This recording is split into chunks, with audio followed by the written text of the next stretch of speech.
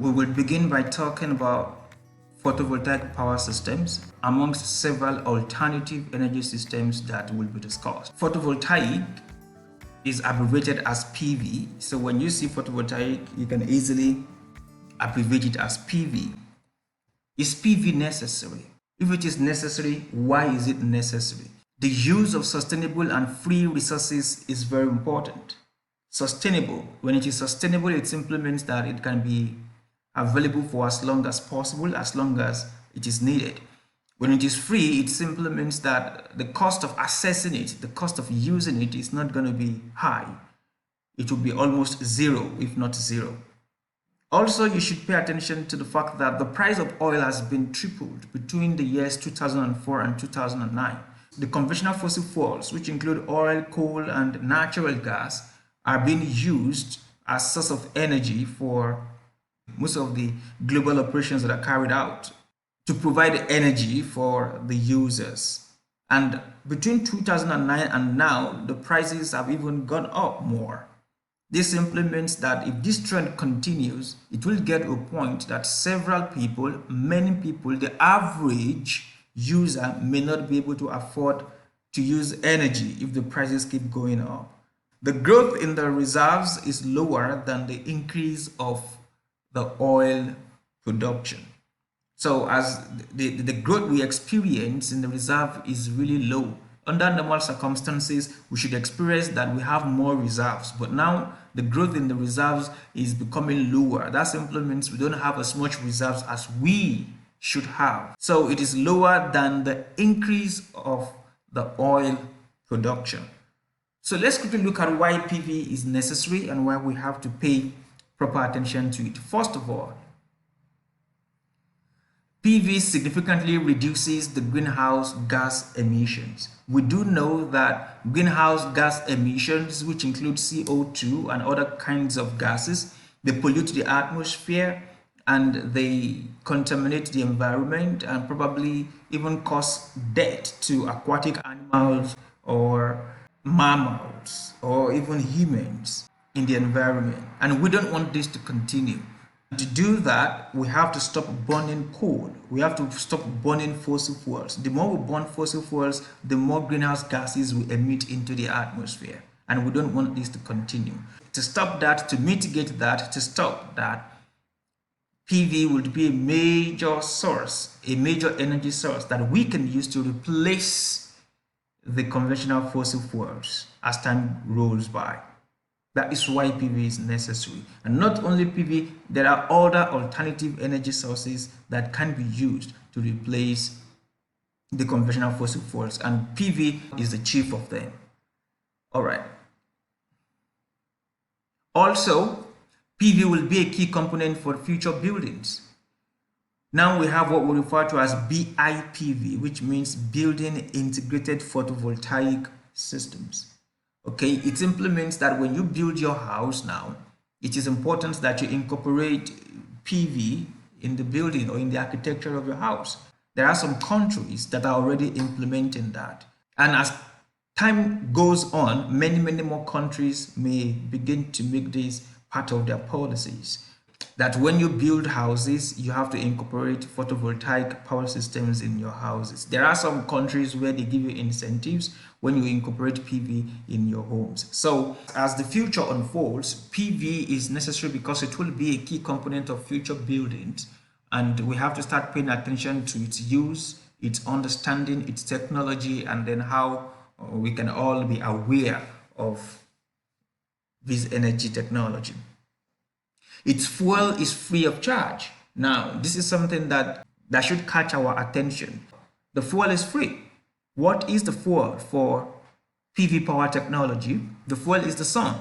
And you don't have to pay anybody. You don't pay God. You don't pay humans. You don't pay anybody to use the sun. The sun shines everywhere. It shines on everybody wherever it shines. And it is available for anyone who wants to use it. The question then becomes, how do you harness the sun? How do you collect the energy from the sun? Now, that is where the technology begins to come in. That is where intelligence and creativity begins to come in. But the sun itself is free of charges. Nobody pays for it. So with this in mind, it simply means that we should begin to think of making PV a priority since we don't have to pay to get the fuel like we have to pay heavily for the conventional fossil fuels. PV does not create noise and it does not pollute the environment. Most of the conventional power energy technologies produce a lot of noise and PV does not. This is one of the major advantages of PV. So we have peace in the environment, we have quietness in the environment where it is operating, and then it does not pollute the environment. It is clean, it's a clean energy technology.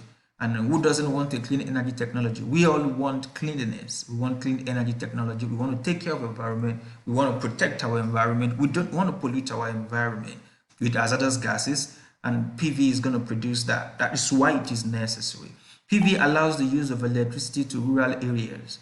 There are several rural areas today where they don't have access to electricity, and it is difficult to connect the grid to those areas. With PV, we can easily make electricity available to those rural areas. PV requires less maintenance, unlike the conventional fossil fuels, where it requires periodical maintenance, regular maintenance check.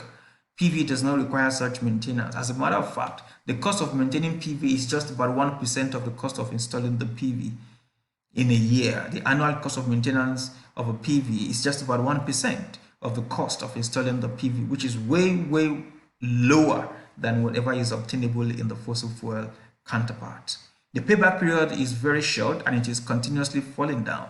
By payback period, it simply means the amount of time it will take us to recover our investment on installing the PV power plant. That payback time, that payback period is very short. So it means if you invest in PV now, in a matter of 3 years, 4 years, 5 years, depending on the kind of technology that you deploy, you will recover your investment back, and then afterwards you can begin to have excess in terms of revenues and so on and so forth. The payback period is continuously falling down. Back in the days, it used to be longer, 10 years, 15 years. Now it has dropped to as low as 7 years, and in some places, in some areas, as low as 3 years, 4 years, 5 years. Also, PV creates regional employment. For countries where PV has been adopted, has been integrated into the grid, it simply means many people will begin to have opportunities to work. There will be employment for people because there will be large installation of PV.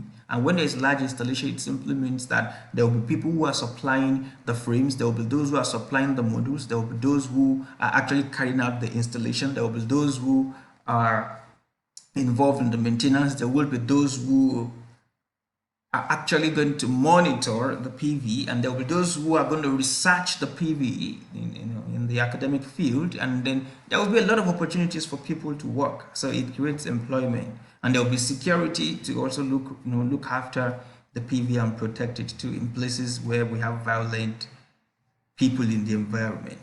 PV is an extremely safe and secure system, and then it contributes to the improvement of security of energy supply. We want security of energy supply, okay, and PV contributes to that. So these are several reasons PV is necessary, and it is important to understand these reasons. It is important to know these reasons. It is important to be familiar with these reasons and be aware of what PV power plants are capable of, how useful they are, how advantageous they are, so that we can begin to look forward to a greener environment in the future, a greener and cleaner energy technology in the nearest future, which has already begun. Let's quickly look at PV cell, and I'm going to explain to you why we have to talk about PV cell. A solar cell or solar PV cell can convert the sunlight into electricity directly. So as the sun hits the solar cell, that solar cell converts the energy of the sun, or the power of the sun, to electrical power or electrical energy. Photons in the sunlight hit the solar panel and are absorbed by the semiconducting materials such as silicon. The solar cell is made up of silicons, and this silicon they are semiconducting material, so they conduct the energy from the sun, and then they absorb the sunlight and then use it to generate electrical energy. Electrons are knocked loose from their atoms, allowing them to flow through the material to produce electricity. These electrons are normally supposed to be held rigidly in the solar cell, But as they absorb the sunlight, the electrons are knocked up. Then they have the opportunity to move. And then the more they move, the more they generate energy, the more they generate the flow of current, and then the more electricity is being produced. Hence, a PV cell or a solar cell helps in generating electricity. Now, when we say PV cell or solar cell, why is this important? Why do we need to understand the PV cell? The PV cell is actually what is put together to eventually make up a PV module. A PV module, simply put, is a collection of many PV cells. A PV cell is a very small material, is a small semiconducting material. It is usually rectangular or circular or square in shape. The surface area is around 100 square centimeters, and that is exactly what you see around here, 100 square centimeters. This is small. And then when you put many solar cells together, it makes up a solar module. So here is an example of a solar module here, and you can see we have many cells right in here. What we do have here, we have about 12 solar cells. 1, 2, 3, 1, 2, 3, 4. There are about 12 solar cells that have been put together to make up this solar module. And the thickness of the solar cell ranges between 0.17 to 0.40 square millimeters. PV panels are formed by combining PV cells with other auxiliary elements. The progression is like this. We have PV cells, and then when you put many PV cells together, you eventually end up creating a PV module. When you put several PV modules together, you eventually have what we refer to as a PV panel or PV array. So this is very important. Let's pay attention to it. Now let's quickly talk about solar cell efficiency, which is very important, one of the most important parameters when we're talking about the photovoltaic power systems. The solar cell efficiency depends on the type of the material used to manufacture the solar cell and its geometry. When we say geometry, we are talking about the surface area of the solar cell and then the thickness of the solar cell. So put together right now, the solar cell efficiency depends on the type of material. It depends on the type of material used to manufacture the solar cell. It depends on the surface area of the solar cell. It also depends on the thickness of the solar cell. When we move forward, apart from those three factors that affect the solar cell efficiency, it also depends on the working conditions of the PV power plant. Is the PV power plant installed in the place where we have high solar radiation? So how much or what is the amount of solar radiation that is being absorbed? So the amount of solar radiation that is being absorbed affects the solar cell efficiency. The temperature of the environment and then the cell temperature itself affect the cell efficiency. And then the electrical load that the solar cell or solar plant is expected to power also affect the solar cell efficiency. All of these factors are very important. From this particular slide, you will find out that you can easily list 6 major factors that affect solar cell efficiency. Number 1 is the material used to manufacture the solar cell. Number 2 is the surface area of the solar cell. Number 3 is the thickness of the solar cell. Number 4 is the solar radiation absorbed by the solar cell. Number 5 is the temperature of the solar cell or air temperature around the solar cell. And number 6 will be the electrical load to be powered by the solar cell. So pay attention to those 6 things. And as you can see, we have a formula here for efficiency. The efficiency of the solar cell is given as PM divided by E multiplied by AC, where this N-like shape here or micro is referred to as the efficiency. PM is the maximum power point, which is measured in watt. E is the input light irradiance, which is measured in watt per square meters. And then A is the surface area of the solar cell. Okay, that's the surface area of the solar cell. All of this put together can be used to find the solar cell efficiency. Now let's talk about the PV technologies that we have. There are several types of technologies. Here we can see we have the monocrystalline silicon, we have the polycrystalline silicon or multicrystalline. MC represents multicrystalline or polycrystalline silicon. Then you can see here we have single crystalline or monocrystalline silicon. That's SC represents single crystalline. Then we have the cadmium telluride, which is CDTE. This falls under the thin film technology. We have the copper indium diselenide, and then we also have the copper indium sulfide. We have the copper indium copper, indium, gallium selenide, and then we have the amorphous silicon. These are several technologies depending on the material. So these technologies are developed based on different kinds of materials that have been used to manufacture the cell technology or the PV, the solar cell or solar PV. And then each of them have different efficiencies. You will find out that the monocrystalline has efficiency of 24 to 25%, which is about the highest that is obtainable in the region of PV technologies, apart from the concentrating PV and the other types of PV technologies we will still talk about. But when we look at the general PV technologies that we have, monocrystalline has the highest theoretical cell efficiency and also the highest panel efficiency. Okay, panel efficiency will mean when we bring many solar cells together, what will be the efficiency? I must quickly sound a note of warning here that a solar cell usually has higher efficiency than a solar panel. We have said that a solar panel is a collection of many solar cells or collection of many solar modules. When you collect many solar cells or many solar modules together, the efficiencies reduce because of many factors and many reasons, which we will still talk about. One of those factors will be the losses that we experience based on the connecting cables. To have an idea of what these PV technologies look like in the real world, there are some figures we have here. The first one is the crystalline silicon or single crystalline silicon or monocrystalline silicon. You can easily see the lines on the lattice when you look at the module. Then we also have the multicrystalline silicon, which is what we do have right next to the crystalline silicon, and then we have the amorphous silicon, we have the cadmium telluride, and then we have the organic silicon. The organic silicons are usually very flexible. As you can see, you can bend them, you can fold them. The performance and price of different PV module technologies in the current age we are in. Now, the prices of PV module technologies have actually dropped. The prices were very expensive before now. The prices were high. Not many people could afford the PV technologies, but today the number of people who can afford the PV technologies have drastically increased. Why? Because the prices are falling compared to what it used to be, several years before now. As the years increased, the prices kept dropping. Also, the performances have been improving over the years. Before now, the performances when it first came out, the performances were not this high. But now a lot of researches are going on in the laboratories. A lot of scientists are working on the PV technologies, and then day after day, year after year, many new technologies are coming out, many discoveries are coming out, ways to improve and get the best out of the PV cells and the PV power plants are coming out. And the performances of the cells and the power plants are actually improving, increasing day after day. So the performances of PV module technologies are on the increase while the prices are decreasing.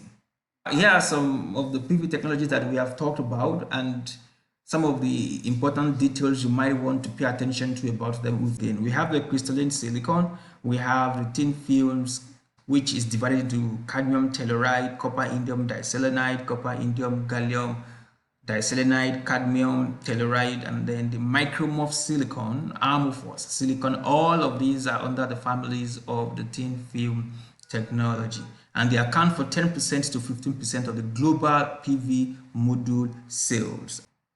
And then we also have the crystalline silicon, which account for 85 to 90% of the global annual market today. So when you look at the total PVs that have been installed today, crystalline silicon represents 85 to 90% of all the PVs installed globally. Then we have the emerging technologies, which encompass advanced thin films and organic cells. These are the ones that I told you are actually flexible. We have the concentrator technologies. Now, this is another technology entirely different from the conventional PV that we have. We have the concentrator technologies, and these have higher efficiencies than the general PV that we do have. They are more expensive, and they are not yet available on a commercial scale. They use an optical concentrator system which focuses solar radiation onto small high efficiency cell. It has even gone beyond the pilot applications, but then it has not been commercialized as much as the general PV we have. Then we have the novel PV concepts, which aim at achieving ultra-high efficiency solar cells via advanced materials and new conversion concepts and processes. They are currently the subject of basic research. We have the perovskite PV cells. We have quite a number of PV cells that are being investigated right now. And some of the assignments you'll be given is to investigate some of these PV cells and understand exactly what the current research is regarding the PV technologies globally. You will find out here that the biggest producers of crystalline silicon are listed here, and some of them are in Germany, some of them are in the US, some of them are in Japan, Netherlands, and so on and so forth. The biggest panel producers are in China, those who actually put the solar cells together to eventually make up the module that are being sold. They're in China, then Canada, US, and Japan. As at 2010, 82,000 tons of silicon has been produced. Now, as at 2019-2020, what is the quantity of silicon that has been produced? This would also form part of your assignment on project. The 82,000 tons of silicon produced in 2010 is equivalent to 10 gigawatt of crystal silicon module production. The types of PV technologies we have, the monocrystalline, the multicrystalline, we've talked about them. Now there are some characteristics that have been listed here that you should pay attention to. The first one is that the monocrystalline silicon is made from pure monocrystalline silicon. It has single continuous crystal lattice structure with almost no defects or impurities. The efficiencies are high. It has a complicated manufacturing process, which is one of the reasons the understanding of that technology is a little bit difficult these days. So it has a complicated manufacturing process, slightly higher cost than those of other technologies. So monocrystalline is actually more expensive than other technologies. It is more complicated in manufacturing them than other technologies.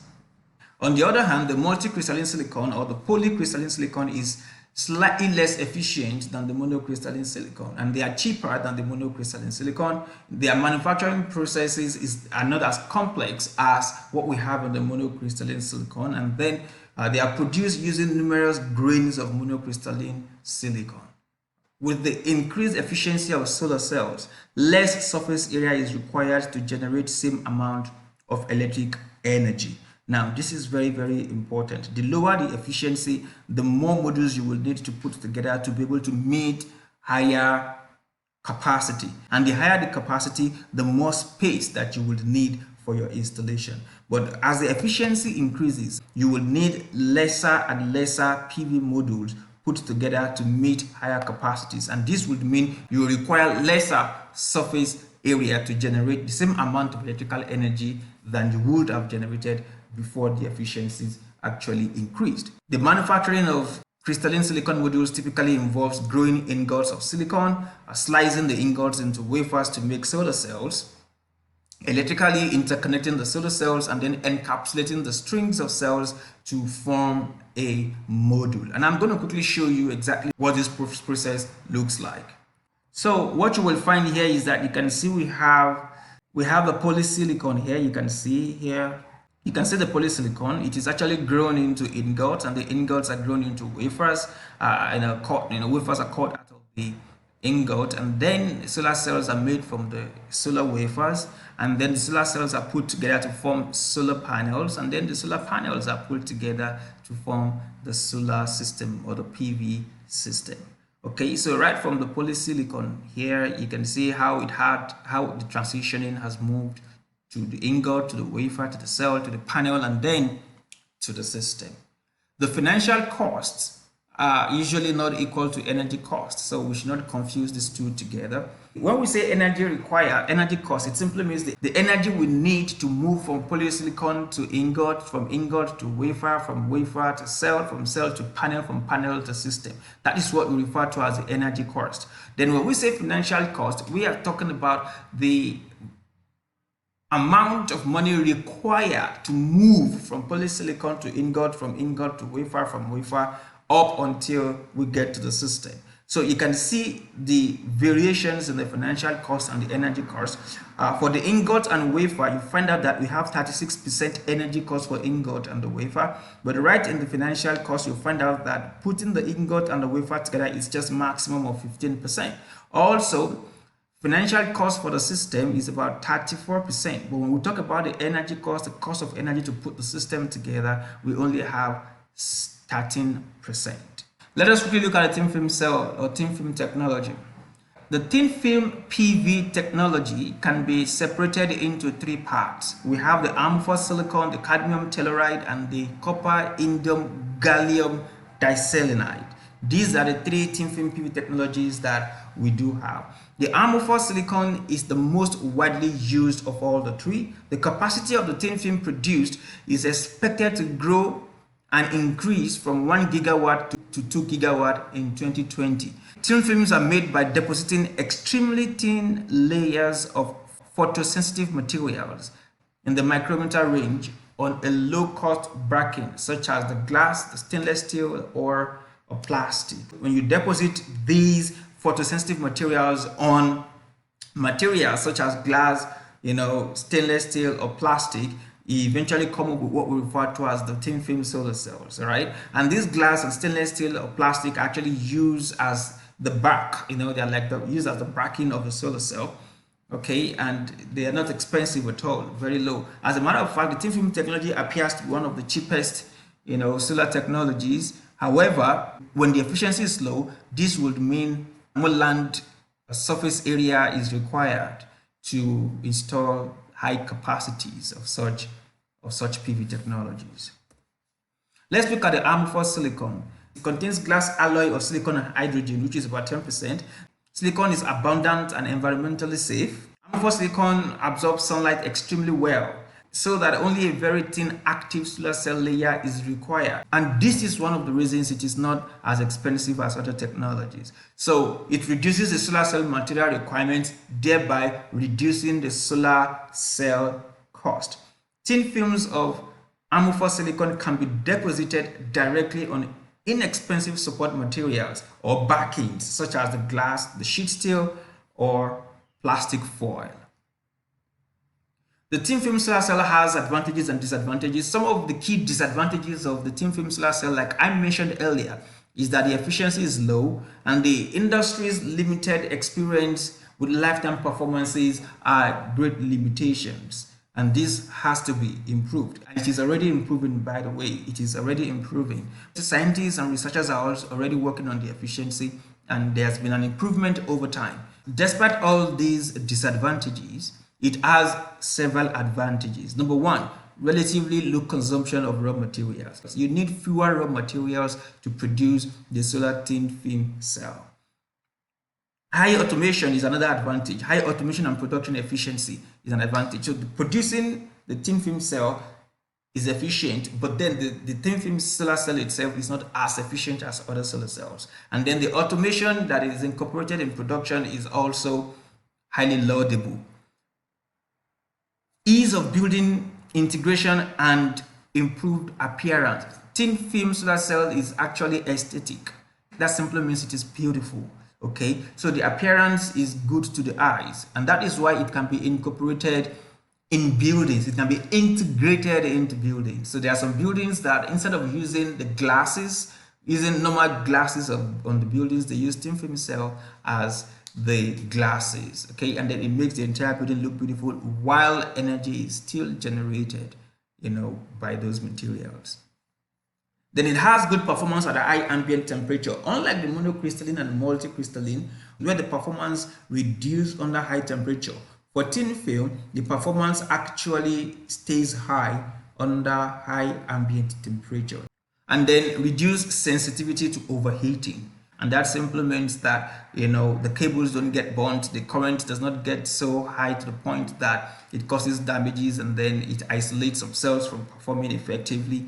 Okay, all of this put together are advantages of thin film solar cell technology, and they have actually put it high up there. These are the reasons many manufacturers, many installers, and then many users prefer to install thin film solar cell technology as BIPV, building integrated photovoltaic, or as power plants globally. So when you compare the crystalline photovoltaic technology and the thin film technology, These are some of the things you would have to pay attention to when you compare both of them. You can compare them using the modules, you can compare them using the inverter, you can compare the mounting systems, the cables, the area needed, the cost of the roof rent, and then cost of land rent for both of them. So you can see which one is cheap, which one is expensive.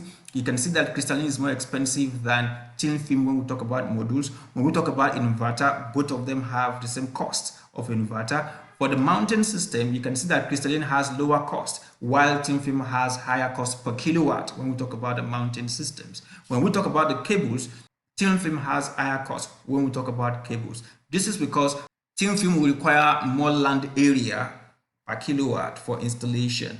Okay, and the more land area you have, the more cabling you would have to do, and then the more cables you would have to buy. And then the money just keeps going up and up like that. The area of land required, you will find that for the same kilowatt, for 1 kilowatt, crystalline silicon might just require less than 7 square meters, while thin film will require greater than 10 square meters per kilowatt. The cost of roof rent is lower for crystalline, higher for thin film if you have to install both of them on the roof, because thin film will require a larger surface area on the roof to meet the same capacity that will be installed by crystalline on the same roof. Okay, these are ways you can compare the crystalline PV technology and the thin film PV technology. There are quite a number of emerging technologies we should pay attention to. The first one is the organic solar cells, which are currently seen as low-cost technologies. We also have the flexible solar cells. We have the thermal photovoltaics. They have high-efficiency PV cells combined with thermal radiation source. Okay, so these are emerging technologies that are worth looking into. Now, it is important to look at the effect of cold weather on the solar PV. Cold weather has mixed impacts on solar. The bad news is that solar panels produce less power because there is not as much sun as possible during the winter or in cold weather. The panels also become covered with snow, especially if the installation is in places where we have heavy snow. And then the advantage of the cold weather is that panels can get extra power from sunlight reflected off nearby snow, especially panels that have not been covered by the snow. So the sun that actually reflects from the snow can reflect on the panel, and then they get extra sunlight from there. Panel efficiency is better in low temperatures. We mentioned this earlier. Generally speaking, PV cells perform better when the temperature is low, and then the performance reduces when the temperature is high, except for the thin film that performs better under high temperatures, and then they are less sensitive to overheating. For 2006, 2010, and 2015, you will find out that we have the cost and the price for each of the technologies for the PV production. The system price is about $4 to $6 per watt in 2015, $3 per watt as projected in 2020, $1.5 per watt as projected in 2030. 2020 projection was $3, but currently in 2020 that we are in, we have seen PV installation that are $1 per watt, and in some places it is even less than $1 per watt. So solar PV price has dropped over time. We have just talked about that, and as you can see from this graph, in 1998 it is the installed PV cost per watt it was about $10 or $11 per watt, and from 1998 right up to 2013, you will find that the price has actually done. It's just about $5 per watt as at 2013, and right now as we speak is about $1 per watt. The cost of electricity generation using fossil fuels and PV will be equal in 2015 in countries like Spain. Right now as we speak, in some countries these costs are equal, but in many more countries, many more countries, the costs are yet to be equal. But then over time these costs are going to be equal. This will take more time in countries where the sunshine duration is lower, but if you go to countries where the sunshine is very high and then they have less desert and the environment is less dusty, you will find out that there is already what we refer to as grid parity, where the cost of generating electricity using fossil fuel is now at par with the cost of generating electricity using the PV technology. There are several policies that have been developed by different regions, different countries and different regions Okay, so we have the IEA, International Energy Agency, which was established by OECD, Organization for Economic Cooperation and Development, under the scope of environmental programs. We have the PVPS, which represents Photovoltaic Power Systems Program. This was established by IEA for research and development. Members of IEA PVPS are listed below here, right from Germany down to Portugal and Turkey. EPIA is the only association that creates roadmap for European Union. Okay, that is the association in the European Union for photovoltaic systems. The scientific documents prepared by EPIA are taken into account by many international organizations. Okay, so most of the policies that are formed in the world today are documented by the research and development units and departments of some of these corporations or associations, such as the IEA, PVPS, IEA, PVPS, EPIA, and so on and so forth. When we say PV system policies, what we usually refer to is that what is being done by countries, what is being done by associations to encourage many more people to install PV, to use PV, so that we can drive down the price of PV installations and then use less of fossil fuel for generating energy. Because the less fossil fuel we use, the cleaner we make our environment, the more we can find alternative energy technologies that are cleaner, stronger, better, more sustainable, and less expensive than the fossil fuels. So in some countries, especially Germany, there has been quite a number of policies to ensure that people become more aware of the alternative energy technologies and also become more interested in installing, despite the fact that they're a bit expensive at the moment. Some of the policies adopted by Germany are listed here, and the most popular one is the feed-in tariff. A feed-in tariff is a policy mechanism designed to accelerate investment in renewable energy technologies or alternative energy technologies. It achieves this by offering long-term contracts to renewable energy producers, typically based on the cost of generation of each different technology. This has lots of advantages, and it encourages many producers and many users to want to participate in installing PVs in their homes or for commercial purposes. So quickly, let's talk about PV applications. We have the BIPV, which means building integrated photovoltaic, and the main advantages of that is, I mentioned it earlier, but let's look at it critically right now. Decrease in roof and cladding expenditures. Instead of using roof and paying so much for your roof, and your roof is not actually, it doesn't have any other advantage other than the fact that it is a roof over your head, and it shelters and protects you from the rain, from the sun, and so on and so forth. Now imagine replacing that roof. Instead of using the normal roof that is being used, you now use BIPV, or a building integrated photovoltaic instead of a roof. So you will spend probably the same amount or a little bit more than the usual roof, but then this BIPV would end up generating revenue for you on an annual basis, because it will keep converting energy from the sun to electrical energy, and then you can use that to power the house where you have the roof, or the institution where you have the roof. You can even get excess energy that you will sell or store and use for later. So eventually it has an advantage in that regard. And then it is clean and attractive. So BIPV has an attractive view, which is also clean. It has low maintenance costs. It provides constant voltage. There is reduction in CO2 emissions, and then contributes to thermal insulation. So when you use PV as your roof, as a matter of fact, it contributes to thermal insulation during the winter. So you can use that to make the house warm during the winter. There are different types of PVs that have been installed globally. In Spain, this is a 60 megawatt power plant of PV in Spain. You should see this so that you can have an idea of what we're talking about. So these are PV systems. These are PV panels, incorporated and put together. And this is a power plant on its own. This is a PV farm of 60 megawatt in Spain. What is the benefit of having large photovoltaic electricity? XSL means large.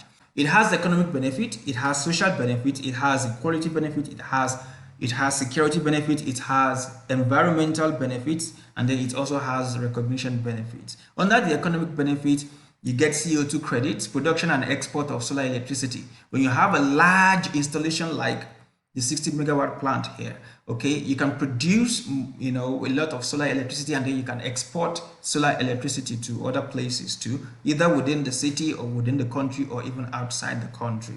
Production locally and export of PV components. So that simply means that the more installation, or the larger the installations we have everywhere, the more components will be needed, to put all of these systems together. This would mean that locally, manufacturers can begin to produce these components so that you can easily replace them when they have to be replaced, or those who put the systems together would have to buy from them to install the systems and so on and so forth. And then you get CO2 credit.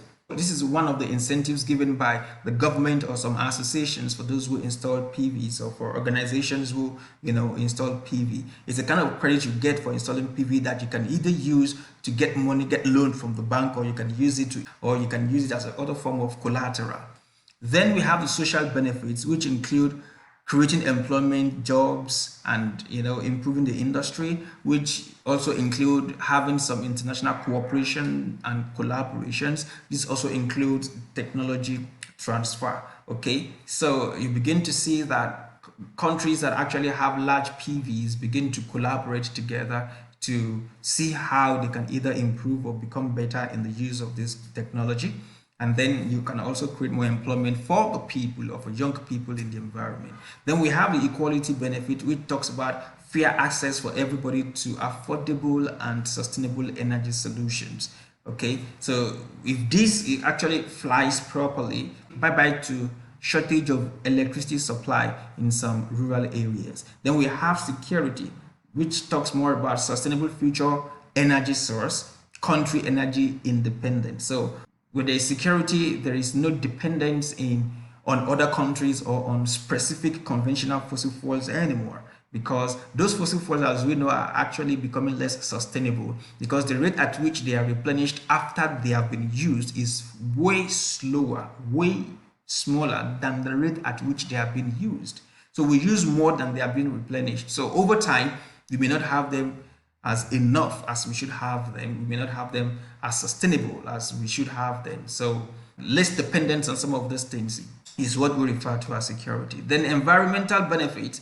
This would refer to as having an environment that is carbon free, yet without reducing the quality and the quantity or amount of electricity or energy that is being used and produced in the environment. This would mean that we keep producing more energy, but this time around there will be clean energy from alternative or renewable energy sources that are large, like the one we just saw.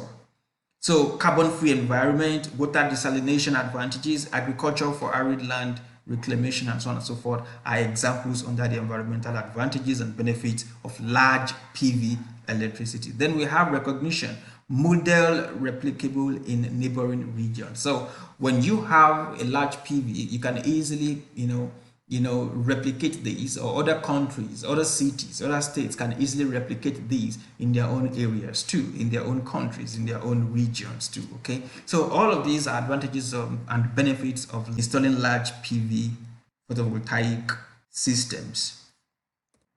The ease of deployment and operation are major strengths of PV from a technical point of view.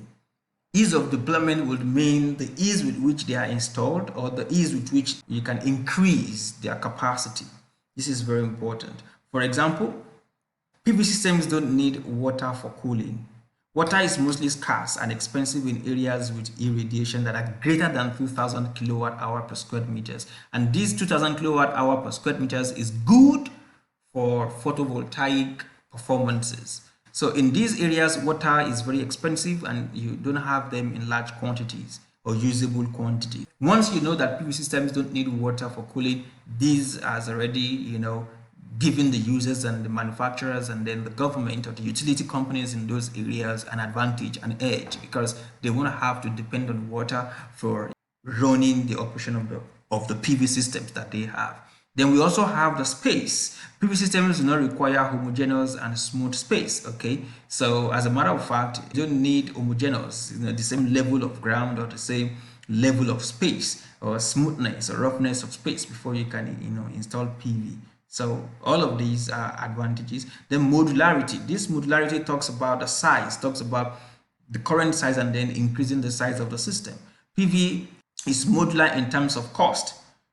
PV is modular in terms of cost. CSP affected by size, not economically viable below 100 megawatt. Now CSP, which is concentrating solar power, is affected by size and it is not economically viable below 100 megawatt. This is very important. But for PV, PV is modular. You can install 1 kilowatt peak of PV today, and then probably in a couple of weeks when you have more money, you can increase that 1 kilowatt peak by just adding more modules. In a couple of years, you can even increase that to 1 megawatt, to 100 megawatt, to 10 megawatt, to 20 megawatt by just adding, more modules to the existing installation. Okay, this is what we mean by it being modular. But for CSP, right from the beginning, you have to install a large system for it to be economically viable. It requires more complexities in terms of installation than the PV. And then PV doesn't have moving parts, no moving parts at all. PV tracking systems are less bankable because of higher risk of breakage and the cost. So higher reliability and uptime. So without moving parts, it means that we have higher reliability and then we have more uptime for the large installed PVs. Most large scale PVs do not have trackers. They are always fixed PV systems. So when they are fixed, it simply means that they have more advantages because we're talking about large systems here. What are the main components of photovoltaic systems? We have the PV panels, we have the inverters, and then we have the batteries in the case of off-grid PV power systems. And when we get to the next lesson, we're going to talk extensively about the off-grid and the on-grid PV systems. This is the end of this lesson. If you enjoyed this video, please give it a thumbs up. Make sure you subscribe to our channel. And if you have any questions or any comments, let us know. Let me and other listeners, other viewers, and other students know what you think about PV systems. What do you think about PV systems? Do you think PV systems is going to take over the world? Do you think the world is going to actually stop using fossil fuels and start using photovoltaic PV systems? Let me know what you think. Let us know what you think in the comment section. See you in the next lesson.